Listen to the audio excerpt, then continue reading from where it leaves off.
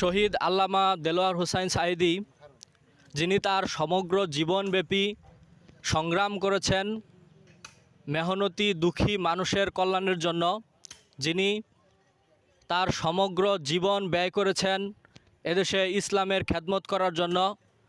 সেই আল্লামা সাঈদী সাহেবকে ভারতের হিন্দুত্ববাদী প্রোপাগান্ডা বাস্তবায়নের জন্য